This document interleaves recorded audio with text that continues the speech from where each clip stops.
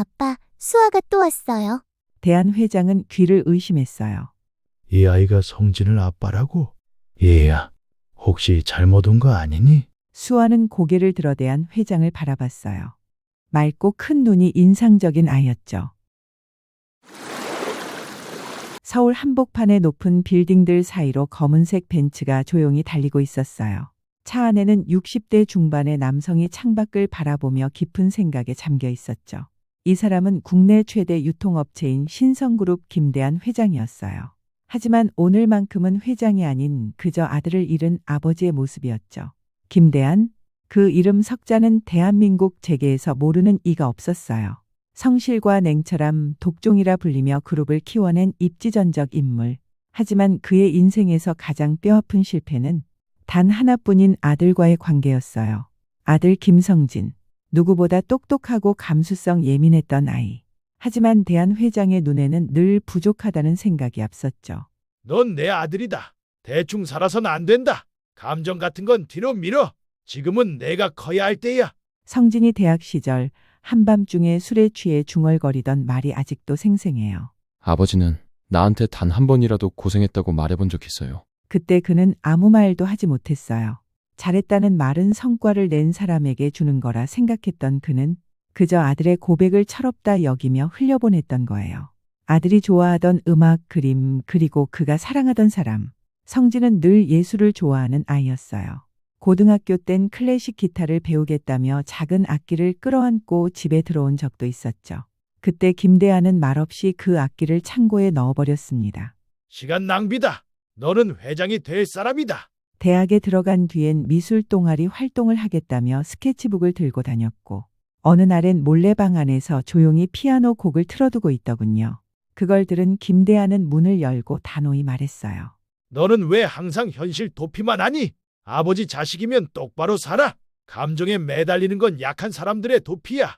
그날 밤 성진은 스케치북을 찢었고 악보를 구기고 자신의 감정을 모두 삼켜버렸어요. 그리고 그가 사랑하던 여인, 그 존재조차도 김대한은 몰랐어요. 아니, 사실 알고 싶지 않았는지도 몰라요. 사랑은 사치다. 경영인의 길에 사랑 같은 건 장애물일 뿐이다. 그렇게 김대한은 성진이 그토록 소중하게 여기던 것들을 하나씩 하나씩 부정해가며 자신의 틀 속에 가두려 했던 거예요.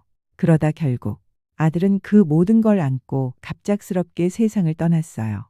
그날도 평소와 다름없는 아침이었어요. 성진은 회의가 있다며 일찍 집을 나섰고 김대한은 여느 때처럼 바쁜 일정을 소화하고 있었죠. 하지만 오후 늦게 비서실에서 다급한 전화가 걸려왔어요. 회장님, 성진 이사님이 교통사고를 당하셨습니다. 지금 병원으로 옮겨지고 있습니다. 순간 그의 손에서 서류가 떨어졌고 머릿속이 새하얘졌습니다. 교통사고? 설마 심하지는 않겠지. 하지만 병원에 도착했을 때는 이미 늦은 후였습니다. 성진은 택시를 타고 이동 중 중앙선을 넘은 대형 화물차에 부딪혀 현장에서 크게 다쳤고 응급수술 중 끝내 의식을 회복하지 못한 채 세상을 떠난 거였어요. 병원 응급실 앞, 김대한은 멍하니 아들의 이름을 부르며 서 있었어요. 성진아, 이게 무슨 일이냐? 아빠가 아직 너한테 해준 게 하나도 없는데. 그토록 바쁘게 살면서도 아들에게 생일 축하 한마디 제대로 건넨 적 없던 그였기에 이 이별이 더욱 가혹하게 느껴졌어요. 그는 싸늘해진 아들의 손을 조심스레 잡고 입술을 떨며 속삭였죠.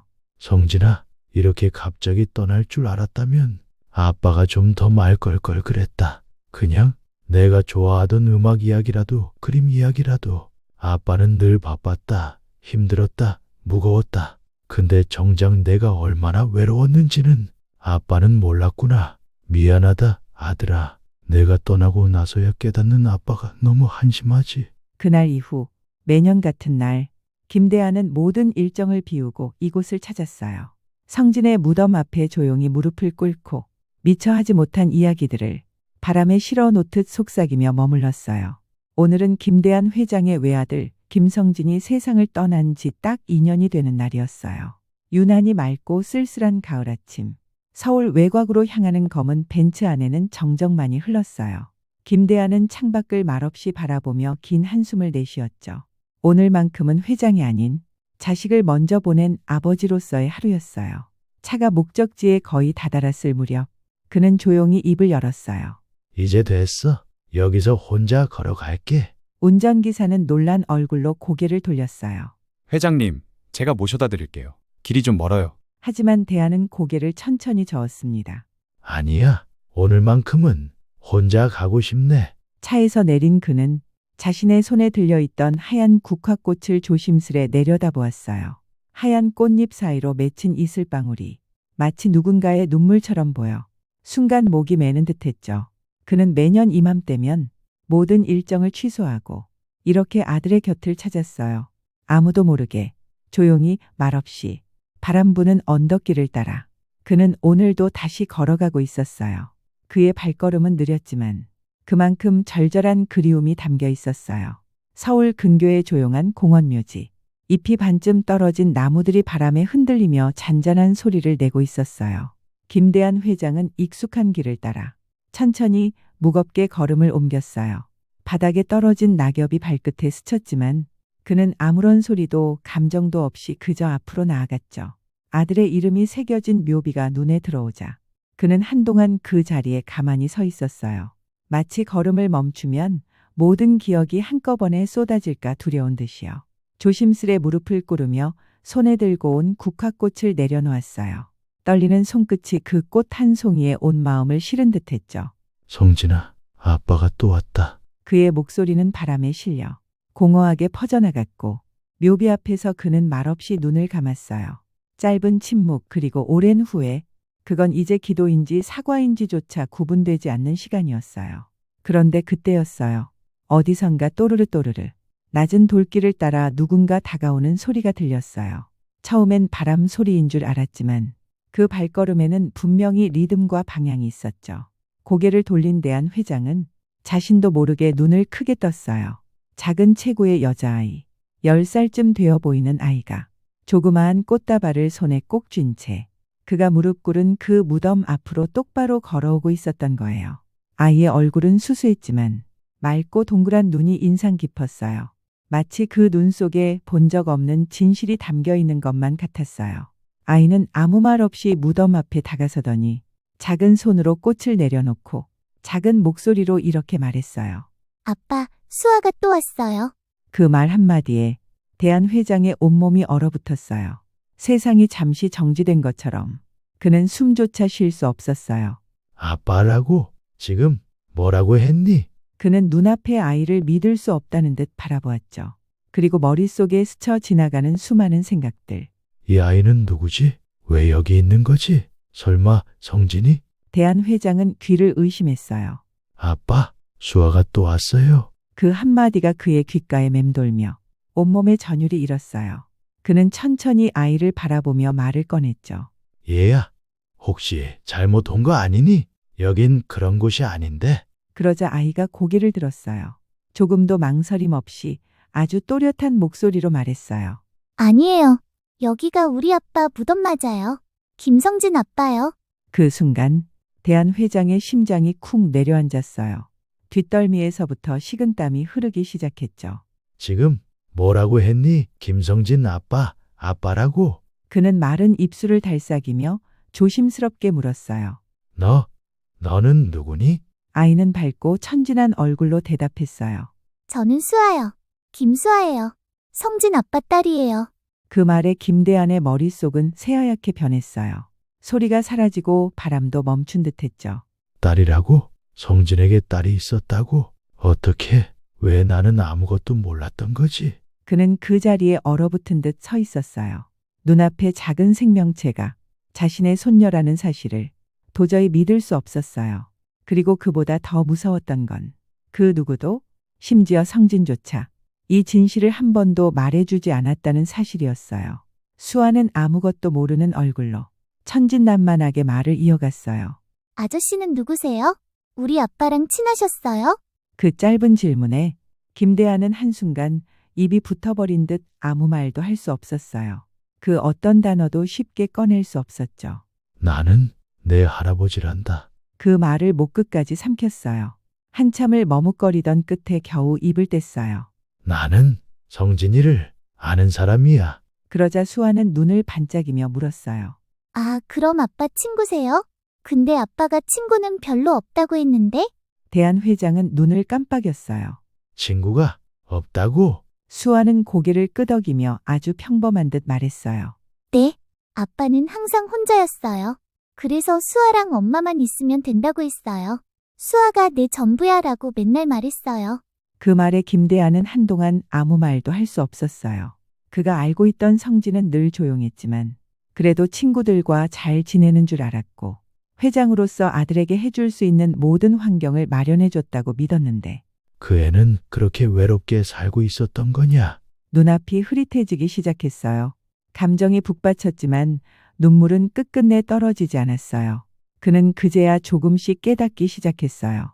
자신이 모르는 사이 아들의 삶에는 자신이 끼어들 틈조차 없었다는 것을 김대한은 속으로 중얼거리듯 되뇌었죠. 성진아, 왜 아무 말도 안 했니? 왜 너 혼자서 그렇게 살아갔던 거니? 그때 수아가 갑자기 말했어요. 아, 엄마가 기다리고 있어요. 같이 가실래요? 김대한은 반사적으로 뒤를 돌아보았지만 아무것도 보이지 않았어요. 그저 무덤 뒤편으로 난 작은 산책로만이 한가롭게 펼쳐져 있었죠. 그는 잠시 망설였어요. 하지만 지금 이 상황이 도무지 믿기지 않았기에 확인하고 싶었어요. 그래, 같이 가자. 두 사람은 무덤 옆 오솔길을 따라 천천히 걸어갔어요. 그 길의 끝 벤치 하나가 놓인 작은 공간에 20대 후반쯤으로 보이는 여성이 앉아 있었어요. 단정하게 묶은 머리, 차분한 옷차림.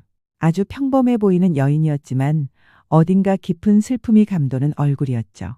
수아는 그 여인을 보자 반갑게 달려가 말했어요.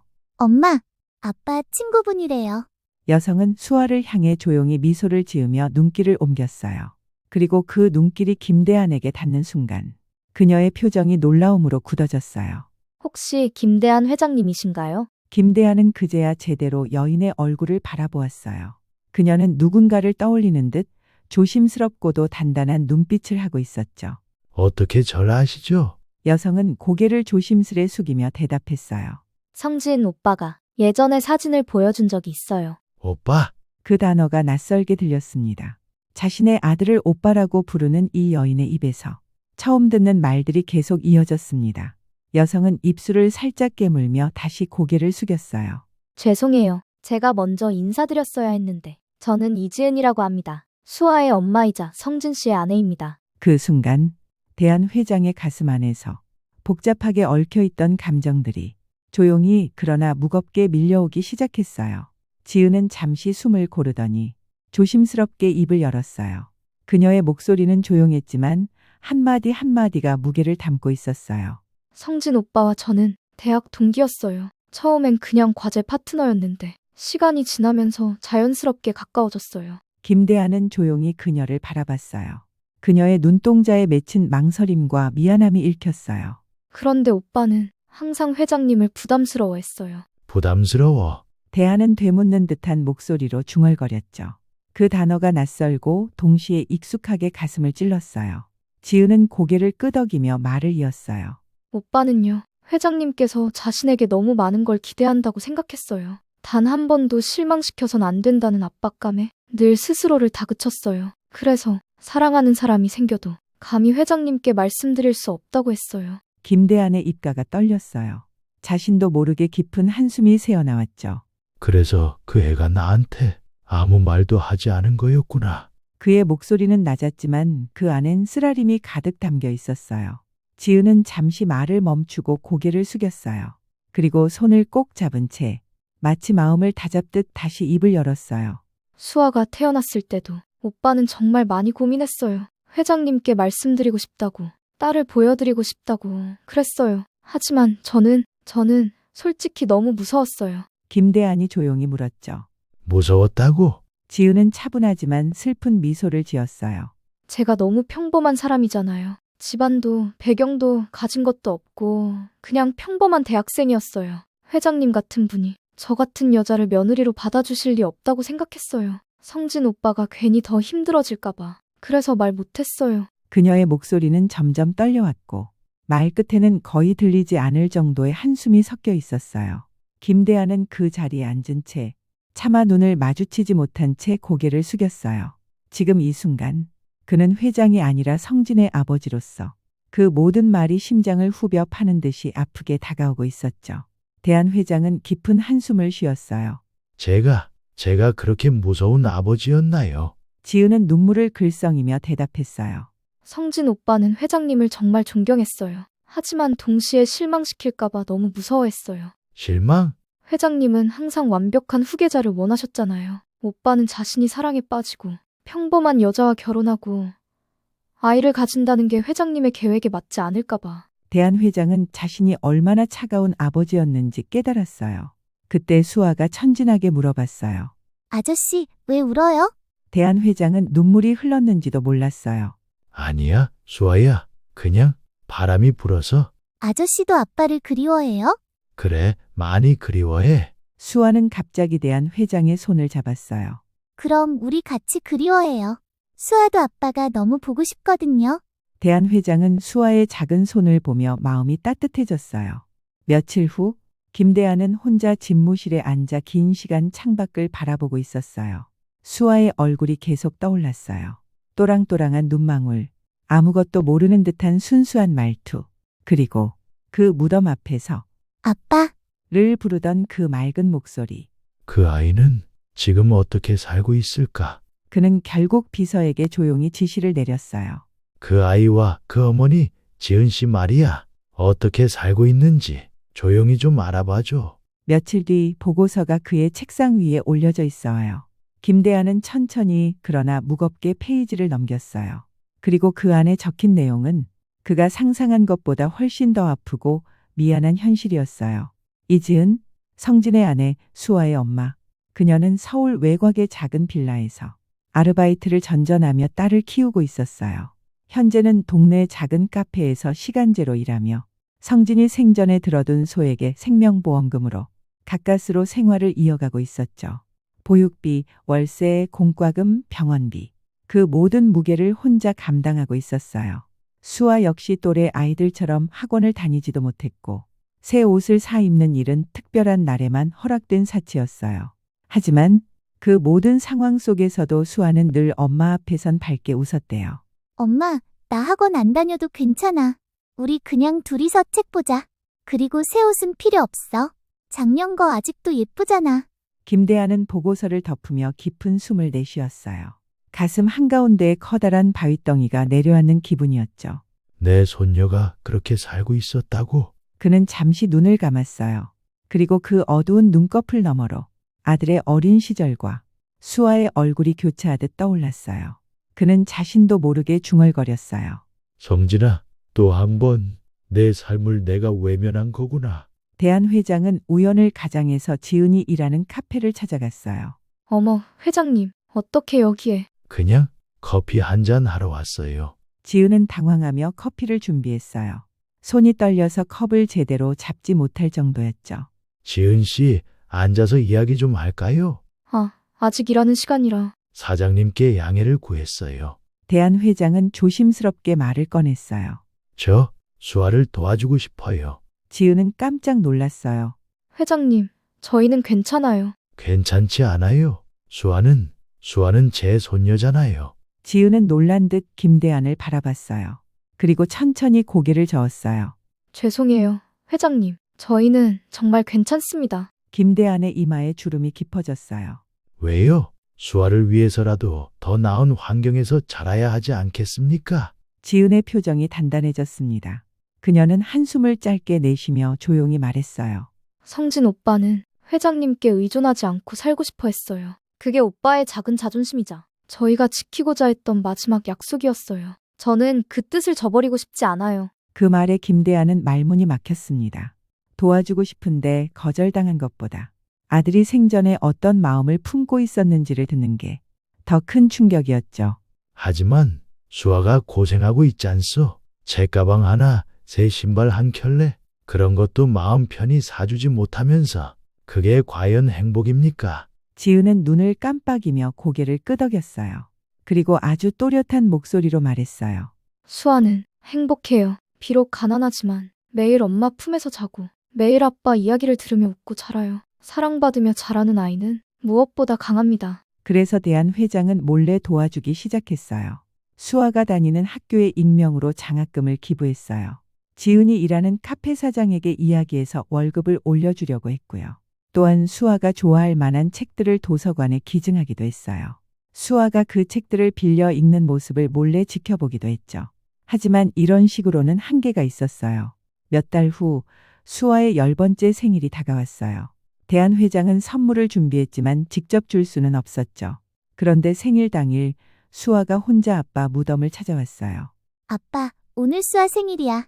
엄마가 케이크도 사주고 싶어 했는데 돈이 없어서 못 샀어. 대한 회장은 멀리서 지켜보며 마음이 아팠어요. 하지만 괜찮아.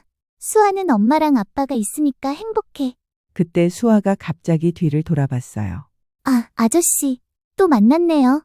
대한 회장은 당황했지만 수아 앞에 다가갔어요. 수아야, 오늘 생일이구나. 네. 어떻게 아셨어요? 그냥 아빠한테 이야기하는 걸 들었어. 수아는 밝게 웃었어요. 아저씨도 아빠랑 이야기해요? 그래, 가끔. 그럼 우리 친구네요. 대한 회장은 수아의 순수함에 마음이 따뜻해졌어요. 수아야, 생일 선물은 받았니? 아니요. 엄마가 나중에 사주신다고 했어요. 그럼 아저씨가 하나 줄까? 대한 회장은 미리 준비해둔 작은 목걸이를 꺼냈어요. 너무 비싸 보이지 않는 단순한 디자인이었지만 좋은 재료로 만들어진 것이었죠. 와, 예뻐요. 수아는 정말 기뻐했어요. 하지만 이거 비싼 거 같은데? 엄마가 받지 말라고 했어요. 비싸지 않아. 그리고 이건 아저씨와 수아만의 비밀로 하자. 비밀이요? 응? 가끔은 어른들만 아는 비밀이 있는 거야. 수아는 고민하다가 목걸이를 받았어요. 고마워요, 아저씨. 그 후로 대한 회장과 수아는 종종 무덤에서 만났어요. 대한 회장은 바쁜 일정 중에도 시간을 내서 수아를 만나러 갔거든요. 아저씨, 오늘 학교에서 이런 일이 있었어요. 수아는 항상 제잘제잘 이야기했어요. 학교 친구들 이야기, 좋아하는 책 이야기, 장래 희망 이야기. 대한 회장은 수아의 이야기를 들으며 자신이 성진과 이런 시간을 가져본 적이 없다는 걸 깨달았어요. 수아야, 아저씨한테는 가족이 있을까? 있을 것 같은데요. 아저씨가 너무 좋은 사람이니까요. 만약에 아저씨에게 손녀가 있다면 수아 같은 손녀면 좋겠어. 당연하죠. 수아가 최고잖아요. 어느 날 수아가 무덤에 혼자 왔다가 길을 잃었어요. 해가 지고 있었는데도 출구를 찾지 못하고 있었거든요. 마침 그때 대한 회장이 도착했어요. 수아야, 왜 여기서 오고 있어? 아저씨, 길을 잃었어요. 무서워요. 대한 회장은 수아를 안아줬어요. 괜찮아. 아저씨가 있잖아. 아저씨, 저 집에 가고 싶어요. 알겠어. 아저씨가 데려다 줄게. 대한 회장이 수아를 집까지 데려다 주자 지은은 깜짝 놀랐어요. 수아야, 어디 갔었어? 엄마가 얼마나 걱정했는데. 엄마, 길을 잃었는데 아저씨가 도와줬어요. 지은은 대한 회장을 보며 고개를 숙였어요. 회장님, 감사합니다. 아니에요. 당연한 일이죠. 그때 지은이 수아의 목걸이를 발견했어요. 수아야, 이게 뭐야? 수아는 당황했어요. 아, 그냥 대한 회장이 말했어요. 제가 준 거예요. 지은은 당황했어요. 회장님, 안 된다고 말씀드렸잖아요. 하지만 수아야, 목걸이 돌려드려. 싫어요. 수아 거예요. 수아는 울면서 방으로 뛰어들어갔어요. 지은과 대한 회장은 어색한 침묵이 흘렀죠. 죄송해요, 회장님. 수아가 버릇이 없어서. 아니에요. 제가 조심스럽지 못했어요. 지은이 말했어요. 회장님, 부탁이 있어요. 수아를 만나지 말아주세요. 왜요? 수아가 회장님을 너무 좋아해요. 아빠가 그리운 수아에게 회장님이 아버지 같은 존재가 되고 있어요. 대한 회장은 그게 왜 나쁜지 이해할 수 없었어요. 그게 왜 문제가 되나요? 나중에 헤어져야 할 때 수아가 더 아파할 거예요. 그리고 저희는 회장님의 도움 없이도 잘 살 수 있어요. 그 후로 대한 회장은 수아를 만나지 않으려고 노력했어요. 하지만 마음은 항상 수아에게 있었죠. 수아는 무덤에서 대한 회장을 기다렸어요. 아빠, 아저씨가 안 와요. 수아가 뭘 잘못했을까요? 아저씨는 수아를 싫어하게 된 걸까요? 대한 회장은 멀리서 수아의 모습을 보며 마음이 아팠어요. 며칠이 지나자 수아는 점점 우울해졌어요. 학교에서도 집중하지 못하고 밥도 잘 먹지 않았거든요. 지은은 수아를 걱정했어요. 수아야, 왜 그래? 아픈 데 있어? 아니요, 그냥 아저씨가 보고 싶어요. 아저씨? 무덤에서 만난 아저씨요. 왜 안 오는지 모르겠어요. 어느 날 수아가 갑자기 고열에 시달렸어요. 지은은 황급히 병원에 데려갔지만 검사 결과를 듣고 충격을 받았거든요. 수아 어머니, 수아가 급성백혈병 증상을 보이고 있어요. 정밀 검사가 필요합니다. 지은은 눈앞이 캄캄해졌어요. 선생님, 그럼 수아가? 일단 입원해서 치료를 시작해야 해요. 하지만 치료비가 상당히 많이 들 거예요. 지은은 절망했어요. 자신에게는 그런 돈이 없었거든요. 결국 지은은 대한 회장에게 전화를 걸었어요.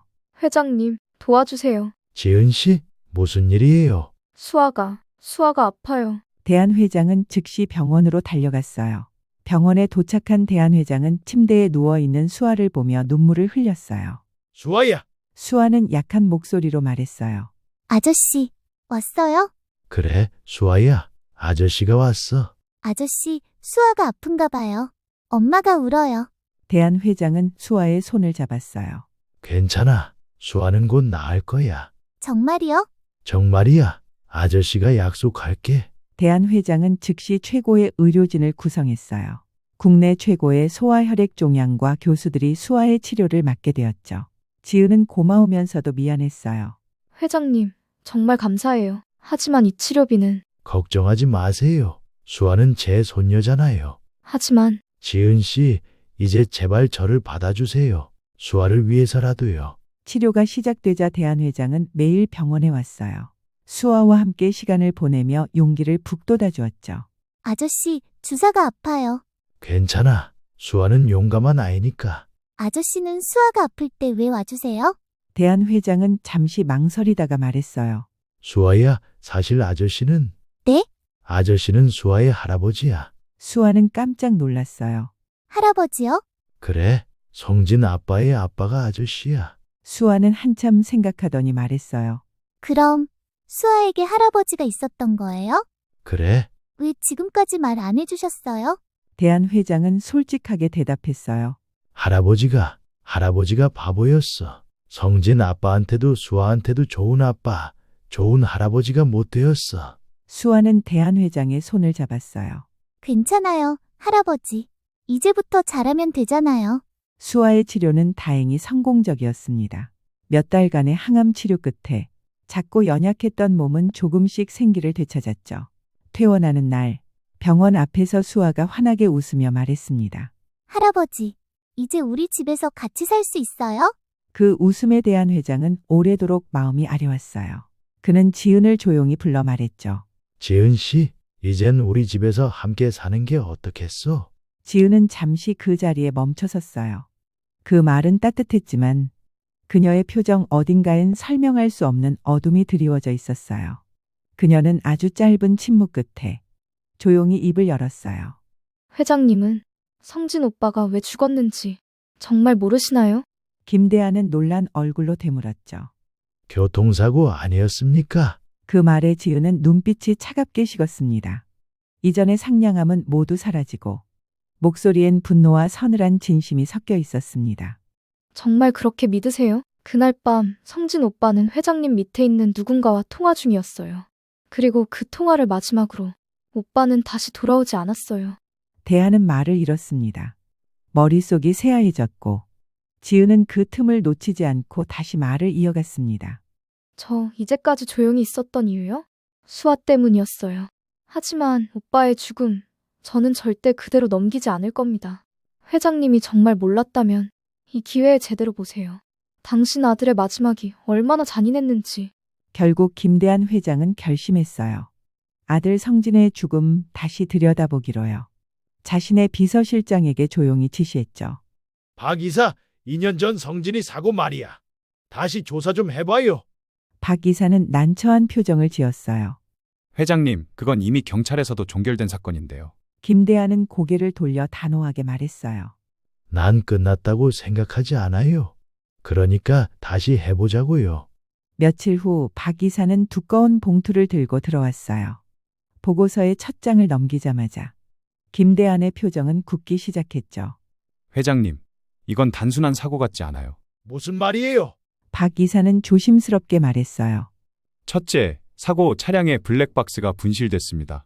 둘째, 성진 상무님이 사고 직전에 회사 고위 인사와 격한 통화를 했다는 증언이 있어요. 김대한의 눈썹이 꿈틀거렸어요. 그리고 마지막으로요. 성진 상무님이 당시 조사하던 회계문서와 내부 자료들이 전부 사라졌어요. 이제 의문은 확신으로 바뀌기 시작했어요. 김대한은 다시 속으로 중얼거렸어요. 성진아, 내가 죽기 전까지 붙잡고 있었던 게 이런 거였구나. 며칠 뒤 박 이사는 또 다른 보고서를 들고 왔어요. 이번엔 얼굴부터가 심상치 않았죠. 회장님, 추가로 확인된 내용이 있습니다. 김대한은 숨을 고르며 고개를 끄덕였어요. 말해봐. 박 이사는 깊은 한숨을 내쉬고 조용히 말을 꺼냈어요.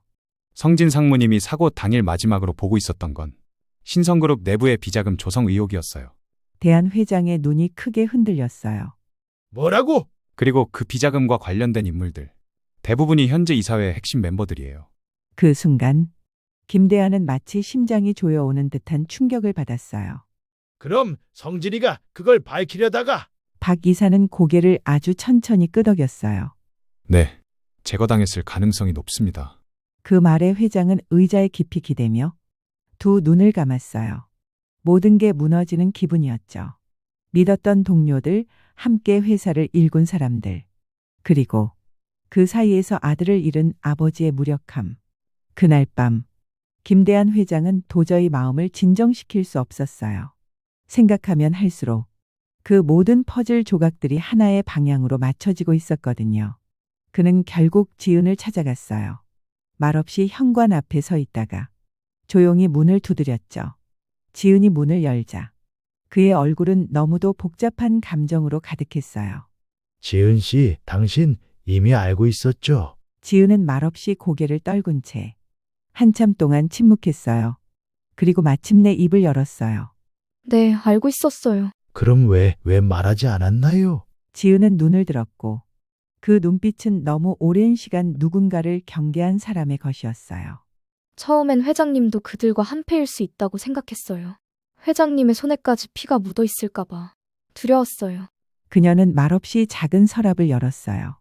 그리고 안에서 조심스럽게 USB 하나를 꺼냈어요. 작고 낡은 그러나 너무나 무거운 진실이 담긴 기억장치였죠. 이건 성진 오빠가 죽기 전날 밤 제 손에 꼭 쥐어준 거예요. 그 안에는요. 회사 비리와 관련된 모든 문건, 녹취, 사진, 계좌 내역. 그리고 지은은 잠시 숨을 고르고 말을 이었어요. 그리고 오빠를 죽이라고 지시한 사람들의 대화 녹음이 들어있어요. 김대한은 그 말을 듣고 손끝까지 떨릴 정도로 충격을 받았어요. 그 USB를 조심스럽게 받아들었죠. 그 안에 자신의 아들이 목숨 걸고 남긴 진실이 있었어요. 그리고 이제 그 진실을 세상에 꺼내야 할 차례였어요. USB에 담긴 내용은 상상 그 이상이었어요. 파일을 열자마자 여러 개의 문서와 수십 개의 녹음 파일이 나타났죠. 김대한 회장은 떨리는 손으로 그중 하나를 클릭했어요. 그리고 녹음된 내용을 듣기 시작했어요. 회장이 은퇴하면 우리가 이사회 장악하는 건 시간 문제야. 문제는 성진이지. 그 녀석이 자꾸 뭘 파고들어. 익숙한 목소리였어요. 믿고 있던 사람들, 오랫동안 함께했던 동료들이었죠. 최전무, 박상무. 김대한 회장은 모니터를 뚫어져라 바라봤어요. 도저히 믿을 수 없는 현실이었거든요. 그는 앉은 자리에서 깊이 고개를 숙였어요.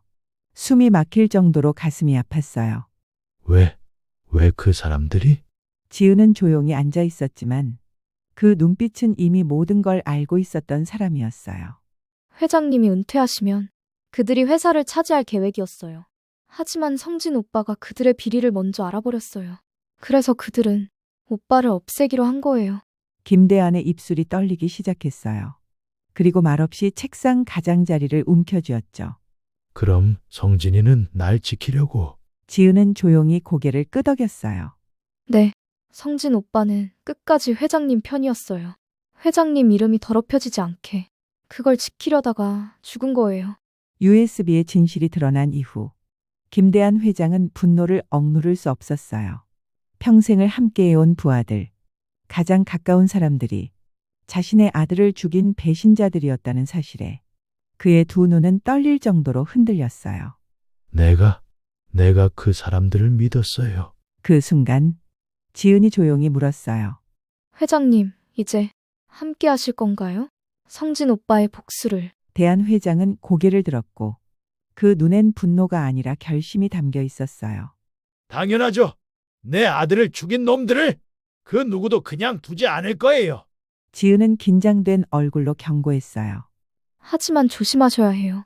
그들은 아직도 회사 내부에 있고 여전히 막강한 권력을 가지고 있어요.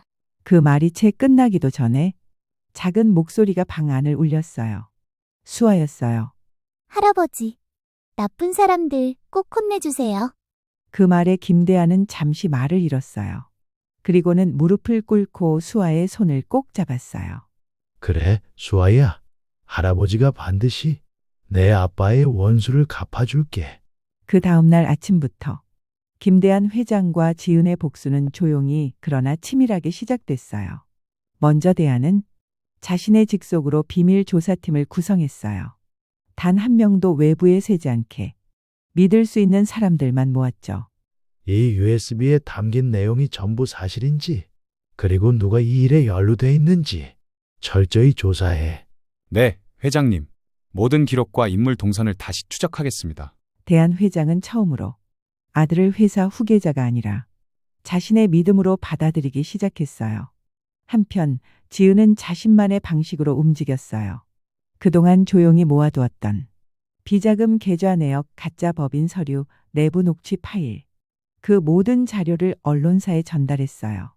며칠 뒤 뉴스에 이런 보도가 흘러나오기 시작했어요. 속보입니다. 국내 최대 유통기업 신성그룹에서 비자금 조성과 내부 비리 의혹이 제기됐습니다. 검찰은 조만간 대대적인 수사에 착수할 것으로 보입니다. 뉴스를 본 이사회 멤버들은 서서히 불안에 휩싸이기 시작했어요. 그들은 아직 몰랐죠. 그들이 만든 거대한 거짓말의 탑이 이제 곧 스스로 무너지게 될 거라는 걸요. 하지만 모든 게 순조롭게만 흘러가진 않았어요. 신성그룹 이사회 내부에서 조용히 움직이고 있는 두 인물, 바로 최전무와 박상무였어요. 그들은 대한 회장의 움직임을 예의주시하고 있었죠. 회장님이 우리를 의심하고 있어요. 최전무의 말에 박상무는 비열하게 웃었어요. 그렇다면 우리가 먼저 움직여야겠죠. 그들은 서서히 대한 회장을 무너뜨릴 계획을 세우기 시작했어요. 이사회에서 회장 퇴진안을 상정합시다. 더 이상 늙은이는 회사를 이끌 수 없다는 명분으로요. 좋아요. 그리고 그 여자와 아이도 말이 많아지기 전에 조용히 처리하는 게 좋겠네요. 그 말에 정적이 흘렀어요. 이제 그들은 한때 존경했던 창업주의자 아버지를 걸림돌로 보고 제거하려 하고 있었어요. 그리고 지은과 수아에게까지 그 어두운 손길이 뻗쳐오기 시작했죠. 그날 밤은 평소보다 유난히 조용했어요. 수아는 자고 있었고 지은은 조용히 책상 앞에서 자료를 정리하고 있었죠. 그런데 창문 너머에서 무언가 스치는 소리가 들렸어요. 처음엔 바람인가 싶었지만 곧이어 낮은 남자 목소리와 발소리가 들려왔어요. 뒤쪽 창문은 열려 있는 것 같아. 조용히 끝내자. 아이가 깨어나면 곤란하니까. 지은은 숨이 멎는 줄 알았어요. 수아가 자고 있는 방으로 조용히 다가가 아이를 안아들었죠. 엄마, 무서워요. 밖에 누구 있어요? 지은은 떨리는 손으로 수아의 등을 토닥이며 말했어요. 괜찮아, 수아야. 엄마가 지켜줄게. 아무 일도 없을 거야. 하지만 마음속에선 공포가 가득했어요. 혹시라도 그들이 성진처럼 자신을 해치려는 건 아닐까. 수아마저 잃게 되지는 않을까. 그 순간 집 밖에서 굵은 남자의 목소리가 들려왔어요. 신분을 밝혀라! 이 집은 보호 대상이다. 경고한다. 무단 침입 시 대응 사격도 가능하다. 창밖으로 보이는 그림자들이 우왕좌왕하며 사라졌고 집 앞엔 검은 정장을 입은 경호팀이 서 있었어요. 조금 뒤 김대한 회장이 직접 달려왔어요. 지은은 경호원들의 뒤에서 그를 보고 말했어요. 회장님, 어떻게? 괜찮으세요? 혹시 다친 데는 없어요? 지은은 수아를 꼭 안고 작은 목소리로 말했어요. 다행이에요. 정말 다행이에요. 고마워요, 회장님. 김대한은 그들을 바라보며 더 이상 망설이지 않기로 했어요. 이젠 절대 두 분을 혼자 두지 않을 거예요. 드디어 그날이 왔어요. 이사회 회의실. 고요했던 공간이 오늘만큼은 알 수 없는 긴장감으로 가득 차 있었죠. 김대한 회장은 단 한마디의 인사도 없이 서류철과 USB 하나를 회의 테이블 위에 올려놨어요. 여러분, 지금부터 제가 보여드릴 내용은 신성그룹의 역사에 가장 치욕스러운 기록일지도 몰라요. 회의실이 어수선해지기 시작했어요. 대한 회장은 USB를 스크린에 연결했어요. 그리고 영상 하나를 틀었죠. 스크린 속 음성. 성진을 제거해야 합니다. 방법은 교통사고로 위장하죠. 회장도 오래 못 버틸 겁니다. 그 전에 회사를 손에 넣어야 해요.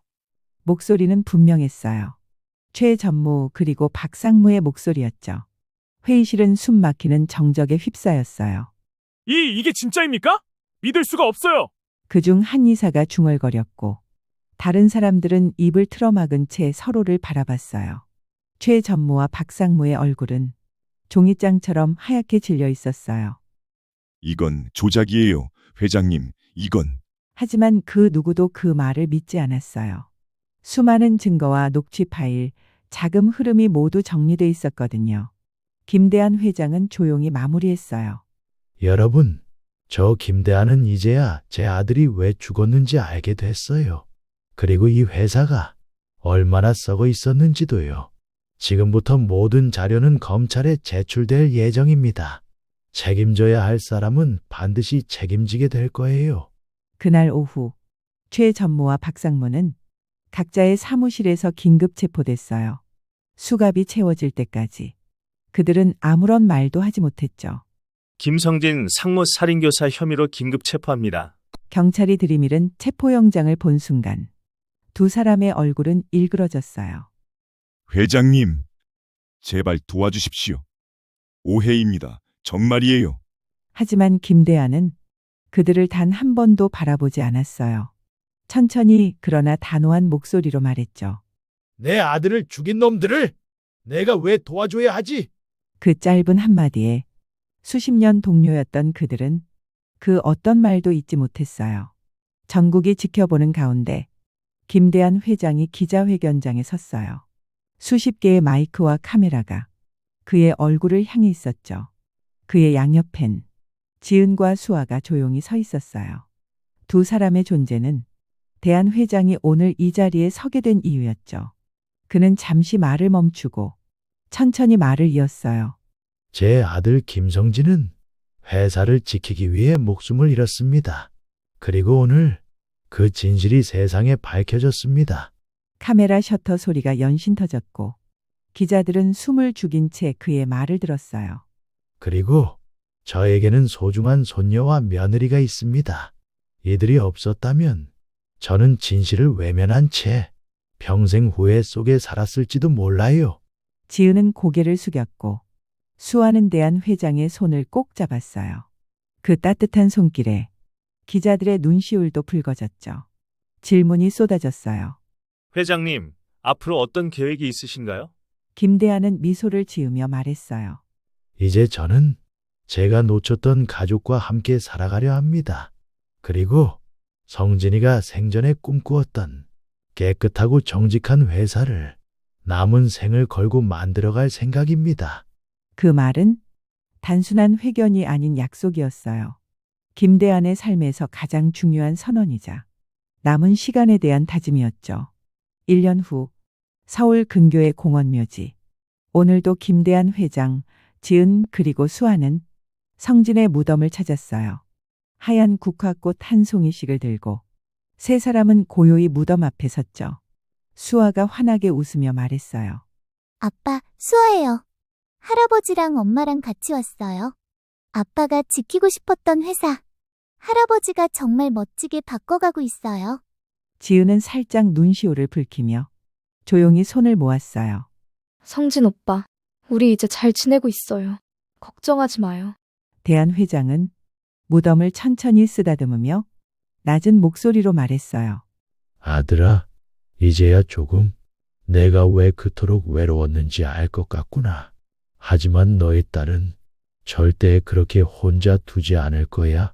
그는 수아의 손을 꼭 잡았어요. 그리고 수아가 웃으며 말했죠. 할아버지, 저 나중에 멋진 회장님이 될 거예요. 그거 참 기대되는데. 그렇게 비극으로 시작된 이야기는 사랑과 용서로 마무리되었어요. 누군가의 죽음은 끝이 아닌 새로운 삶의 시작이었고, 진실을 밝히는 용기는 결국 사람을 사람답게 만들어 주었어요. 이 이야기가 마음에 드셨다면 구독과 좋아요 부탁드려요.